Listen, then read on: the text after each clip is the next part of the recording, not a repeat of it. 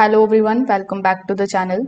In today's video, I will show you how to fix a Kenmore washer that is not spinning in 2026. Now, a washer that fails to spin can leave your clothes soaking wet, but this issue is often caused by a few specific components that you can check for yourself. So let's walk through it step by step. So first of all, you just have to open your laundry room and ensure that the washer is completely powered off and unplugged from the wall outlet.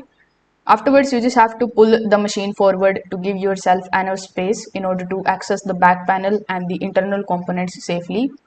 After doing so, you just have to simply check the lid assembly switch or the door latch. So for top load models, you can ensure that the plastic tab on the lid is hitting the lid switch correctly. For front load models, you can just simply check that the door lock is clicking into place. If the sensor does not detect a secure closure, the control board will disable the high speed spin cycle for safety purposes. After doing so, you just have to also inspect the drive belt at the bottom of the machine.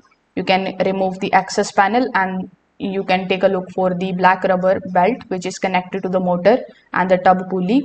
So if this belt is loose, cracked, or it has fallen off, the motor will spin but the drum will remain still. So you just have to ensure that it is perfectly connected. So you can try these easy fixes and see if your machine is now working properly again. If this video helped you out, make sure that you like this video and subscribe to the channel. Thanks for watching.